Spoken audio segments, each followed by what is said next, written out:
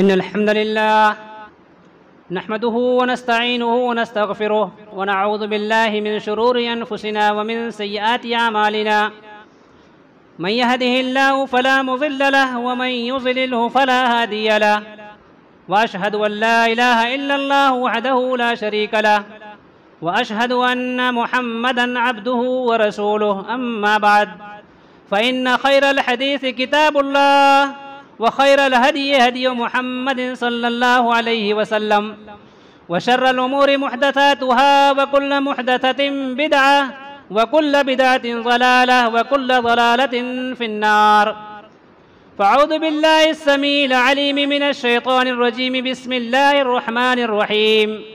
क़ाफ़ वल क़ुरआनिल मजीद बल अजिबू अन जाअहुम मुन्ज़िरुम मिन्हुम फ़क़ालल काफ़िरून हाज़ा शैउन अजीब अइज़ा मितना व कुन्ना तुराबन ज़ालिका रज्उन बईद क़द अलिमना मा तनक़ुसुल अर्ज़ु मिन्हुम व इंदना किताबुन हफ़ीज़ बल कज़्ज़बू बिल हक़्क़ि लम्मा जाअहुम फ़हुम फ़ी अम्रिन मरीज अफ़लम यंज़ुरू इलस समाइ फ़ौक़हुम कैफ़ बनैनाहा व ज़य्यन्नाहा व मा लहा मिन फ़ुरूज वल अर्ज़ मददनाहा व अलक़ैना फ़ीहा रवासिय व अंबतना फ़ीहा मिन कुल्लि ज़ौजिन बहीज तबसिरतन व ज़िक्रा लिकुल्लि अब्दिन मुनीब व नज़्ज़लना मिनस समाइ माअन मुबारकन फ़अंबतना बिही जन्नातिन व हब्बल हसीद वन्नख़्ल बासिक़ातिन लहा तलउन नज़ीद रिज़्क़न लिल इबादि व अह्यैना बिही बल्दतन मैतन कज़ालिकल ख़ुरूज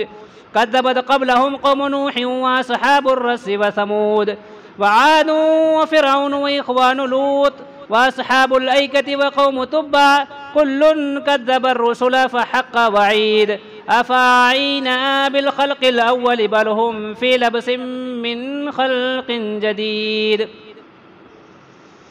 बारकल्लाहु लना व लकुम फ़िल क़ुरआनिल अज़ीम व नफ़अनी व इय्याकुम बिल आयाति व ज़िक्रिल हकीम इन्नहु तआला जवादुन करीमुन मलिकुन बर्रुर रऊफ़ुर रहीम।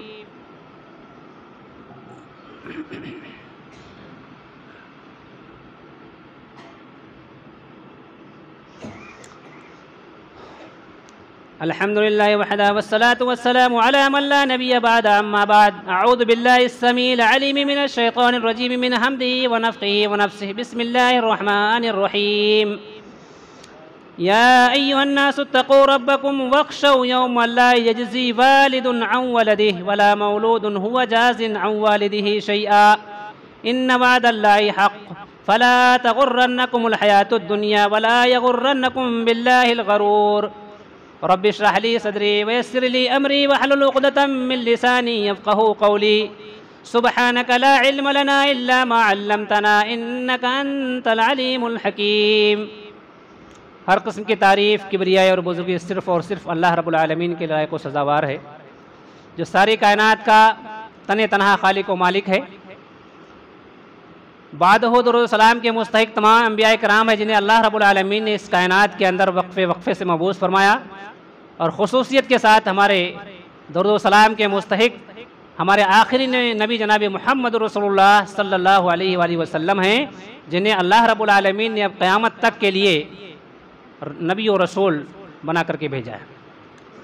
मोहतरम हाज़रीन, मुख्तसर हम्द सलात के बाद मैंने आपके सामने कुरान मजीद की एक आयत पढ़ी जो सूरह लुक़मान की है। हाज़रीन, ये हम सबको मालूम है कि इस दुनिया के अंदर आने का हमारा मकसद है, और अगर अल्लाह रब्बुल आलमीन के ज़बान में, कुरान की ज़बान में अगर हम जानें तो ये है कि वमा खलक़तुल जिन्ना वल इंसा इल्ला लियअबुदून। इस दुनिया में आने का मकसद कमाना नहीं है, दुनिया बनाना नहीं है, इसलिए दुनिया के अंदर सियादत व क़यादत के आला मनासिब तक पहुँचना नहीं है, बल्कि इबादत है।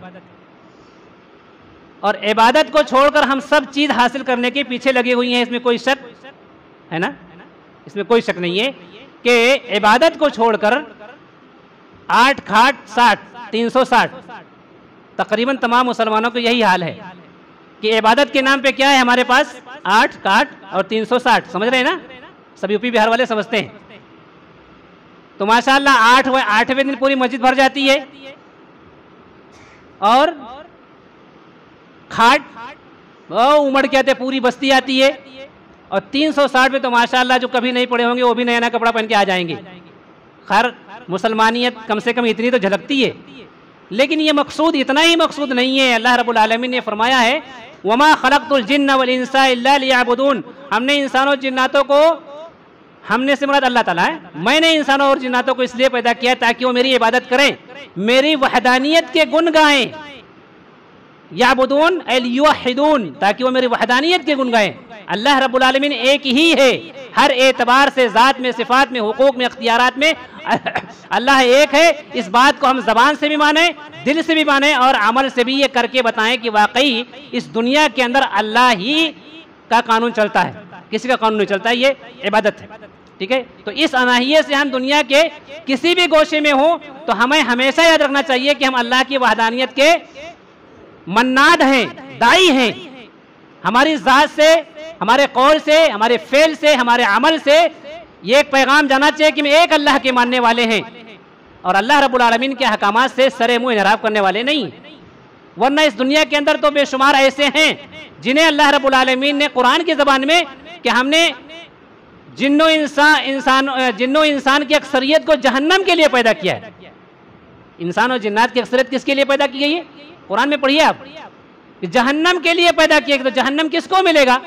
उन्हीं लोगों को जो अल्लाह रब्बुल आलमीन के दिए हुए मकसद से गाफिल हैं, मकसद ही भूल गए, सिर्फ खाना पीना, अपना स्टेटस और अपना मेयार जिंदगी बुलंद करना, यही उनका मेयार रह गया है दुनिया के अंदर। तो वो सब के सब क्या हैं? जहन्नम के लिए पैदा किए गए हैं, वो चाहे कलमा गो हो या कलमा गो ना हो, कोई भी हो। तो ये एक हमारे लिए ताज़ियाना है, इबरत है, समझने की चीज़ है कि अगर अल्लाह ने कहा कि इंसानों और जिन्नातों की अक्सरियत को हमने जहन्नम के लिए पैदा किया है, तो हम सोचें कि कहीं हम तो जहन्नम के लिए नहीं है। अगर ये सोच हमारी नहीं बनती है तो फिर ये ले डूबेगी हमें, क्योंकि जिस रुख पर हम चल रहे हैं वो रुख बहरहाल जन्नत का रुख नहीं है, जन्नत का रास्ता नहीं है। इल्ला माशाअल्लाह, जन्नत के रुख पर जाने के लिए उसके जो अहकामात हैं वो सबसे अहम चीज़ है आखिरत की फिक्र, अल्लाह का खौफ। ये जब हमारे दिलों में होगा तो दुनिया के किसी भी गोशे में हो, अंधेरे में हो या उजाले में हो, अकेले में हो या समूह में हो, जहां कहीं भी हो, अल्लाह रब्बुल आलमीन की याद हमारे ज़हन और दिमाग में, दिलो दिमाग में बसा रहेगा, तो हम वही काम करेंगे जिससे हमारा रब खुश हो। और यही मकसूद है, यही मकसूद है।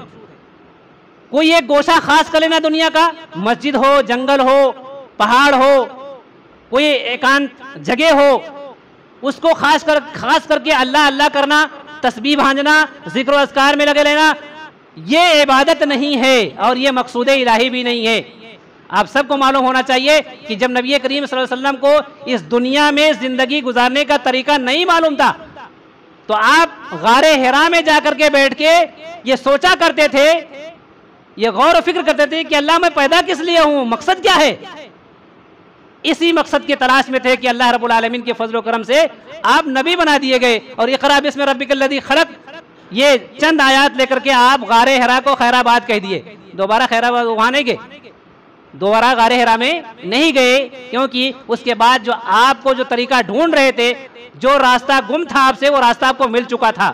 और हमारे यहाँ अपना ये पाया जाता है कि अगर हम अल्लाह वाला बनना चाहते हैं तो किसी खानकाह में बैठ जाएं, जंगल में चले जाएं, दरिया किनारे जाकर के बैठ जाएं, कोई एक कुटी रमा लें और वहाँ अल्लाह अल्लाह करते रहें, अल्लाह मिल जाएगा। कतअन ये दुरुस्त ही नहीं है, ये रहबानियत है, ये जोगियानापन है, ये इस्लाम में इसका कोई सबूत ही नहीं है। ला रहबानियत फिल इस्लाम, इस्लाम के अंदर कोई रहबानियत नहीं है। गर्ज मैं ये अर्ज करता कि दुनिया में हमारे आने का मकसद है जैसे हम सब जानते हैं, और इस चीज़ को हमें हमेशा अपने पेश नज़र रखना चाहिए। देखिए आयत मैंने सूरह लुक़मान की जो चुनी है, देखिए यही मफहूम कुछ ये आयत भी पेश कर रही है। अब तर्जुमा समाअत फरमाएं, या अय्युहन्नासुत्तक़ू रब्बकुम, ए लोगो अपने उस परवरदिगार से डरो जिसने तुम्हें पैदा किया है, जो तुम्हारा खालिक है, मालिक है, रोजी रसा है, तुम्हें जिंदगी देने वाला है, तुम्हें मौत देने वाला है, तुम्हें इस दुनिया के अंदर तरक्की देने वाला है, आला मनासिब तक पहुंचाने वाला है, ऊंचे ऊंचे मुकामात तक पहुंचाने वाला है। उस रब से डरो। तमाम लोगों से अल्लाह मुखातब है यहाँ पर, या अय्युहन्नास, तमाम लोगों से मुखातब है। और शरीयत के तमाम अहकामात के मुखातब तो सभी हैं, लेकिन जो मान ले वो अखस्सुल खास मखसूस लोग हो जाते हैं, वरना शरीयत तो सबके लिए आई हुई है। एक अल्लाह की वहदानियत के गुणगान के लिए तो पूरी इंसानियत को अल्लाह ने पैदा ही किया है। अब बिलखुसूस जो अल्लाह को मान ले, कलमे तौहीद के कायल हो जाएं, उन पर यह फरीज़ा लाजिम और ज़रूरी हो जाता है कि वो बस एक अल्लाह के ही गुणगान करें। तो या अय्युन्नासुत्तक़ू, ऐ लोगो अपने रब से, अपने परवरदिगार से, अपने पैदा करने वाले रब से डरो, वख्शो और साथ ही साथ वख्शो यौमन ला यजज़ी वालिदुन अन वलदिही, उस दिन से डरो कि जिस दिन कोई बाप अपने बेटे के काम नहीं आएगा। यानी गोया कि इस दुनिया में एक ऐसा वक्त आने वाला है कि जहां कोई बाप अपने बेटे के काम नहीं आएगा और इसी तरह से ना बेटा अपने बाप के काम आएगा, कोई किसी काम नहीं आएगा। और हम सबको मालूम है कि हम लोग हजारों किलोमीटर अपना घर वतन दयार छोड़ करके यहाँ समुद्री इलाके में, समुद्री इलाके से करीब, साहिल इलाके से करीब महाराष्ट्र में रोजी रोटी कमाने के लिए, किसके लिए? बीवी बच्चों के लिए ही आए हैं, है ना, इसमें तो कोई शक है। हम जहाँ से आए वहाँ ये मैसर नहीं है ये रोजी रोटी के ये मौके, तो हम अपना दयार छोड़ करके इतना दूर आए हैं, किसके लिए? अपनी औलाद के लिए, अपने माँ बाप के लिए, अपने करीबी रिश्तेदारों के लिए, अपने वो लोग जो ब्लड रिलेशन से हमसे मुताल्लिक हैं उनके लिए हम भाग करके आए हैं। तो ये भी याद रखना चाहिए कि जिनके लिए हम भाग के आए हैं ये हमारे काम आने वाले नहीं हैं, ये हमारे काम आने वाले नहीं है। काम क्या आएगा? हमारा अपना खुद का अमल अपनी जात के लिए, हमारा अपना खुद का खर्चा अपनी जात पर, हमारा जो कुछ हम अपनी जात के लिए करेंगे वही हमारे लिए काम आएगा। वरना हम कोठी बना के रख रहे हैं, हवेली बनाए, बड़ी बड़ी प्रॉपर्टी खरीद लें, वो हमारा नहीं है, वो हमारा नहीं है। जब तक वो अल्लाह के नाम पर हम खुद ना कर दें वो हमारा नहीं है। कहाँ ऐसे बच्चे मिलते हैं इस जमाने के अंदर कि माँ बाप के नाम पर एक अच्छी खासी प्रॉपर्टी अल्लाह के नाम पर वक्फ कर दें? वो तो अल्लाह के नाम पर वक्फ किया हुआ भी कब्जा करने के शक्ल में, सूरत में आ जाते हैं कि नहीं ये तो बाप का है, मेरा है। तो सूरत हाल ये है कि अल्लाह ताला आगाह कर रहा हमें इस दुनिया में रहते हुए उस दुनिया के लिए फिक्रमंदी, कि हमें दावत दे रहा है कि हम फिक्र करें कि वख्शो यौमन ला यजज़ी वालिदुन, ला यजज़ी वालिदुन, नहीं काम आएगा, नहीं किफायत करेगा कोई वालिद, कोई बाप, अन वलदिही, अपने बच्चे की तरफ से, वला मौलूदुन हुवा जाज़िन अन वालिदिही शैआ, और ना ही कोई बेटा अपने बाप की तरफ से किफायत करेगा, शैआ, जर्रा बराबर काम नहीं आएगा। तो गोया कि हमारी आंखें खुल जानी चाहिए कि हम अपने बीवी बच्चों के लिए उतना ही करें जितने में अल्लाह खुश हो, या वही काम करें जिसमें अल्लाह खुश हो। उनकी ऐसी तरबियत करें कि हमारे जाने के बाद भी वो हमारे लिए कुछ ना कुछ करते रहें। इन्न वादल्लाहि हक, याद रखो लोगों, याद रखो कि अल्लाह का वादा बरहक है। फला यगुर्रन्नकुमुल हयातुद दुनिया, तुम्हें दुनिया की चमक दमक, दुनिया की जिंदगी, दुनियावी जिंदगी की चमक दमक धोखे में न डाले। यहाँ का ओहदा व मनसब, यहाँ की कुर्सी, यहाँ के एमएलए, एमपी, सीएम और किसी में पार्षद बन जाना, ये सारी चीजें तुम्हें धोखे में डाला रहे कि तुम किसी आला ओहदे तक पहुंच गए, ऊंचे मुकाम पर पहुंच गए, अच्छे बिजनेसमैन बन गए, अच्छे मालदार सरमायादार बन गए, साहिब सरोत बन गए, तो सारी चीजें मरफू हो गई। ऐसा कुछ भी नहीं है मेरे भाइयों। हमसे आला लोग गुजर चुके हैं जिनका इम्तिहान होगा, और इम्तिहान की बात शक्लें हमें सीरत में, सीरत सहाबा में मिलती भी हैं, है ना, सीरत सहाबा में मिलती हैं। हज़रत अब्दुर्रहमान रज़ियल्लाहु तआला अन्हु का वाक़या आपने बारहा सुना होगा कि अल्लाह के रसूल और दीगर सहाबे कराम हज़रत अब्दुर्रहमान बिन औफ रज़ियल्लाहु तआला अन्हु का इंतजार करेंगे। बहुत काफी देर के बाद हज़रत अब्दुर्रहमान बिन औफ आएंगे। अब्दुर्रहमान बिन औफ के बारे में मालूम है, छोटा हल्का सा अक्स है। अब्दुर्रहमान बिन औफ अशरे मुबशरा में से हैं, जलील क़द्र सहाबी हैं, मालदार सहाबी, मालदार, इतने मालदार थे कि उनका हिसाब किताब जब शुरू हुआ तो काफी देर तक उनके साथियों को इंतजार करना पड़ा और उन्हें यह शक लग गया कि कहीं पकड़ तो नहीं लिए गए वो। अब आप सोचिए कि अगर हमारे पास इतना मालो दौलत हो और हम, अब वो तो एक एक पैसे का हिसाब रखने वाले थे, उनका हिसाब किताब इतना देर लग गया कि साथियों को शक गुजरने लगा। अब हम कितना अपना हिसाब किताब साफ रखते हैं, कितना सही तौर पर ज़कात निकालते हैं, कितना अल्लाह की राह में खर्च कर लेते हैं, कितना अल्लाह को खुश करने के लिए उसे हम उसकी राह में दे देते हैं, ये हम में से हर शख्स देखे अपना।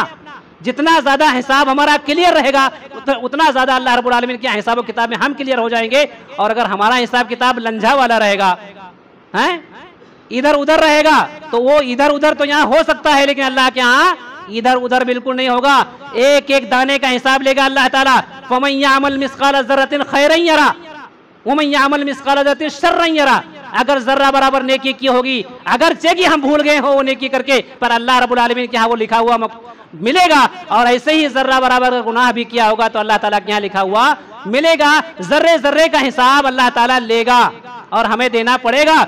तो मतलब ये हुआ कि हमें गाफिल नहीं रहना चाहिए, अपनी आखिरत के बारे में हमें चौकन्ना रहना चाहिए, आगाह रहना चाहिए कि हमारी आखिरत कहीं ख़राब ना हो जाए।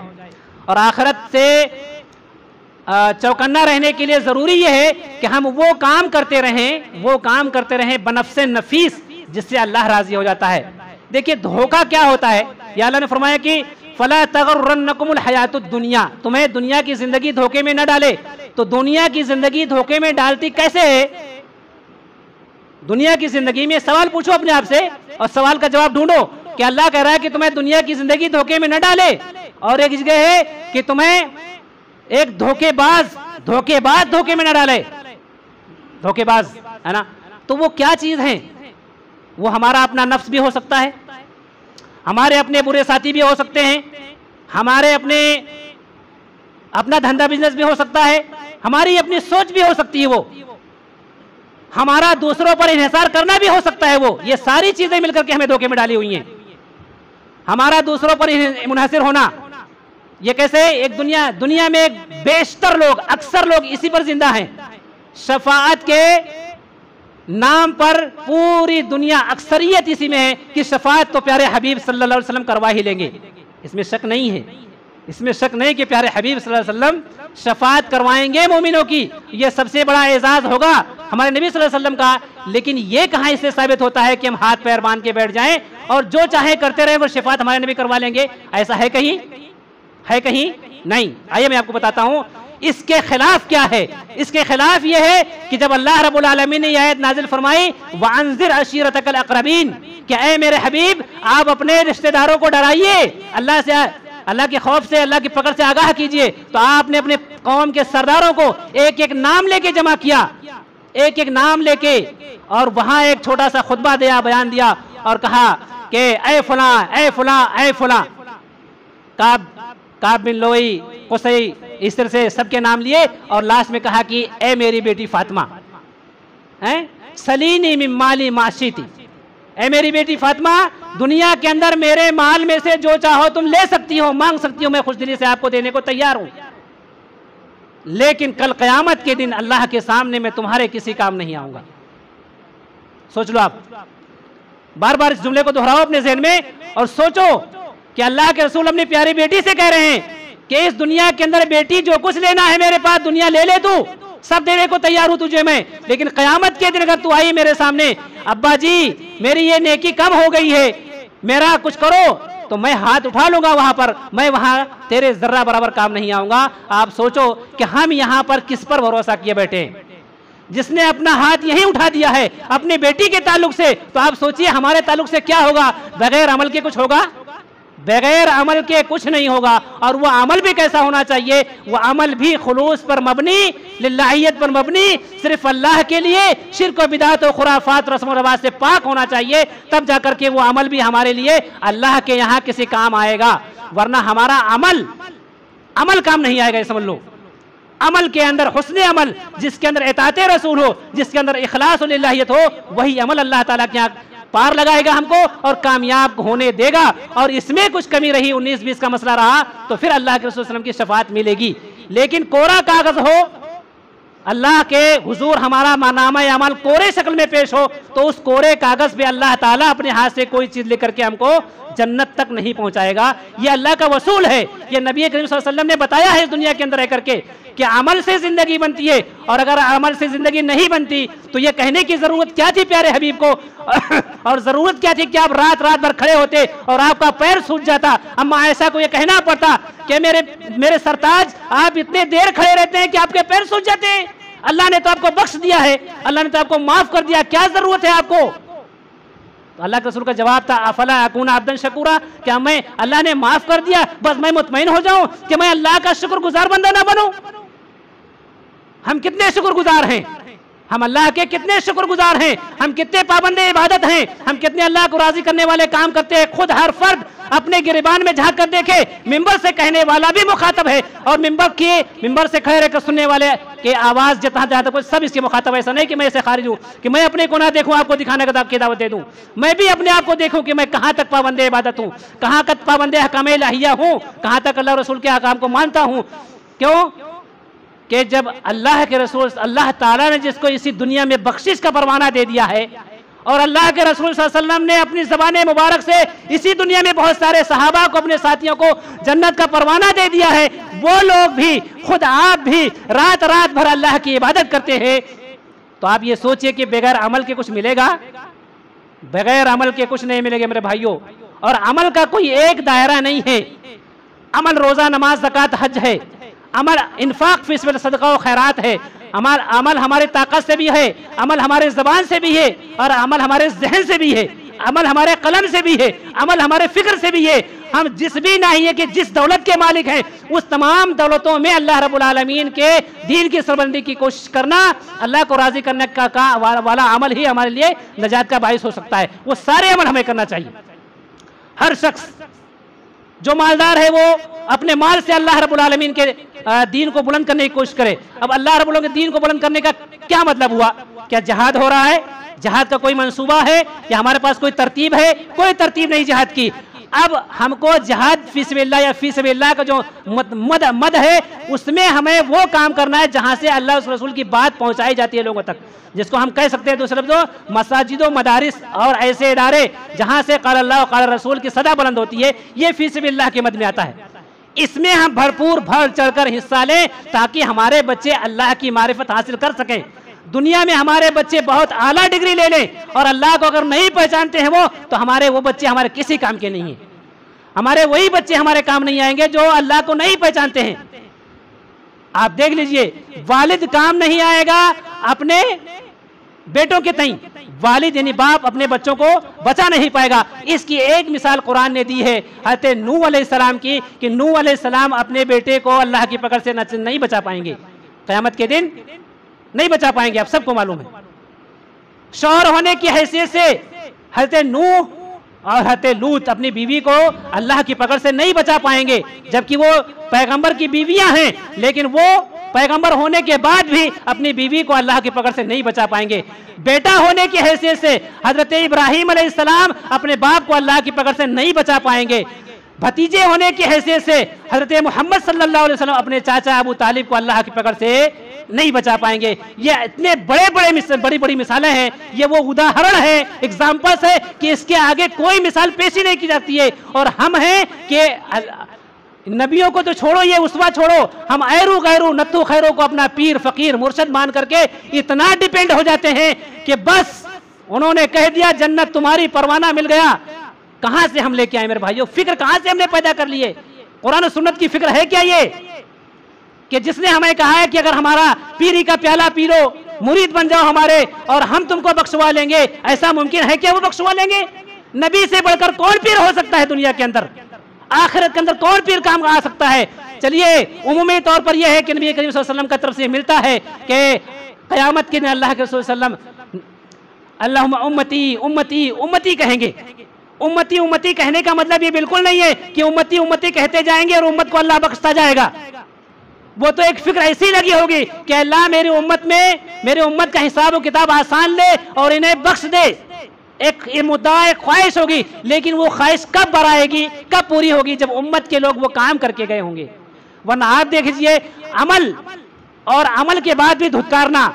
हौज़े कौसर पर प्यारे हबीब सल्लल्लाहु अलैहि वसल्लम खड़े होंगे, आपकी उम्मती पानी पीने के लिए जाएंगे और आप अपनी उम्मतियों को, जबकि आदम से लेकर मोहम्मद सल्लल्लाहु अलैहि वसल्लम तक सारे उम्मती वहां पर मौजूद होंगे, कैसे पहचानेंगे आप? नबी, हमारे नबी सल्लल्लाहु अलैहि वसल्लम हमको हमारे आज़ाए वज़ू के चमकने की वजह से, मतलब ये हुआ कि आज़ाए वज़ू उम्मत मुहम्मदिया के चमक रहे होंगे, बाकी उम्मतों के नहीं चमक रहे होंगे, वरना तो फिर मशकूक मामला हो जाएगा ना।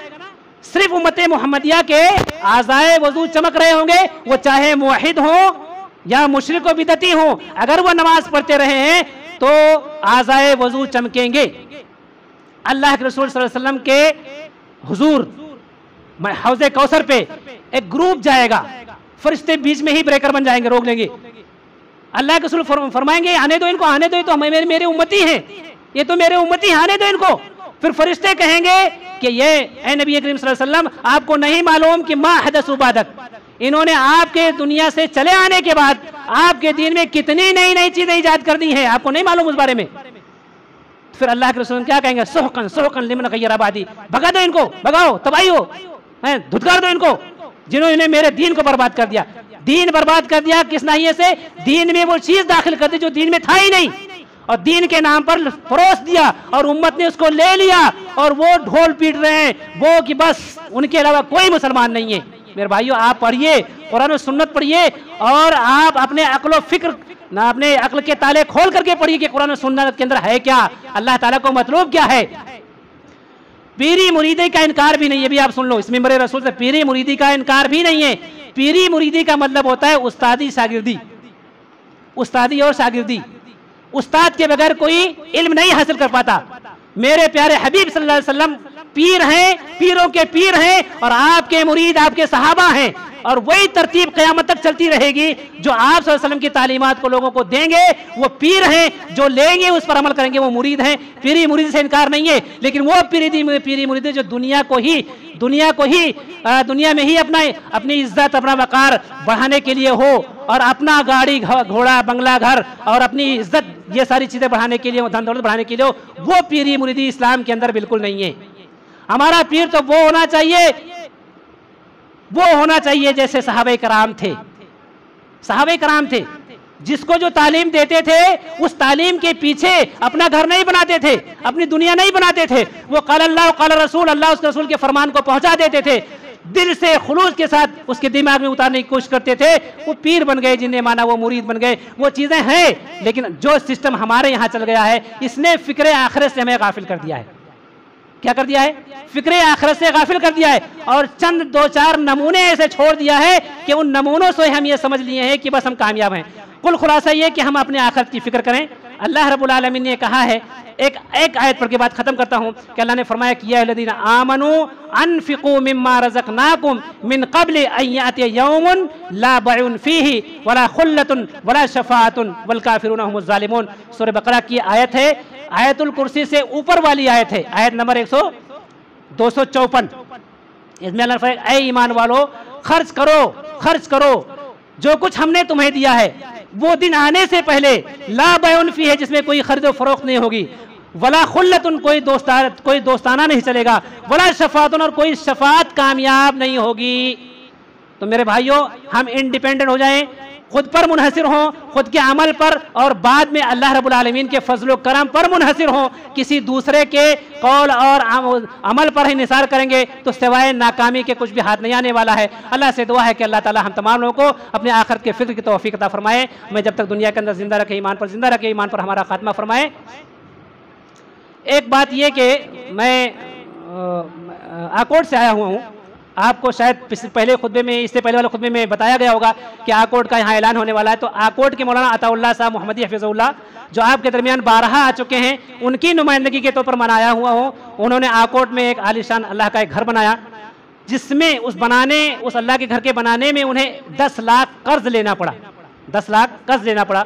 मस्जिद तैयार है, नमाजें हो रही हैं, सारे काम हो रहे हैं, लेकिन वो 10 लाख लोगों को जिन्होंने कर्ज आसना दिया है वो फेड़ना है। इसके लिए वो कोशिश कर रहे हैं। आप तमाम भाइयों से गुजारिश उन्होंने की है कि आप जितना ज़्यादा कोशिश करेंगे उतना जल्दी हम वो 10 लाख उनका अदा करके मस्जिद को आज़ाद कर लेंगे। तो मेरी ये आप लोगों से इस्तिदा है, दरख्वास्त है, इल्तिमास है कि आप नमाज के बाद, आप सुन्नत व नवाफिल से फरागत के बाद आप गेट पर हमारे नुमाइंदे खड़े रहेंगे। उनको आप मस्जिद आकोट के लिए ज़्यादा से ज़्यादा अल्लाह के राह में, अल्लाह के उस मस्जिद को आज़ाद कराने के लिए खर्च करें। अल्लाह से दुआ है कि अल्लाह ताला हमें इसकी तौफीक अता फरमाए। इन्नल्लाह व मलाइकतहु यसल्लूना अला नबी अल्लज़ीना आमनू सल्लु अलैहि व सल्लिमू तस्लीमा। अल्लाहुम्मा सल्लि अला मुहम्मद व अला आलि मुहम्मद कमा सल्लैता अला इब्राहीम व अला आलि इब्राहीम इन्नका हमीदुम मजीद। अल्लाहुम्मा बारिक अला मुहम्मद व अला आलि मुहम्मद कमा बारकता अला इब्राहीम व अला आलि इब्राहीम इन्नका हमीदुम मजीद। इबादल्लाह रहिमकुमुल्लाह, इन्नल्लाह यअमुरु बिल अदलि वल इहसान व ईताइ ज़िल क़ुरबा व यनहा अनिल फ़हशाइ वल मुनकरि वल बग़य यईदुकुम लअल्लकुम तज़क्करून। उज़्कुरुल्लाह यज़कुरुकुम वदऊहु यस्तजिब लकुम व लज़िक्रुल्लाहि तआला अला व अकबर वल्लाहु यअलमु मा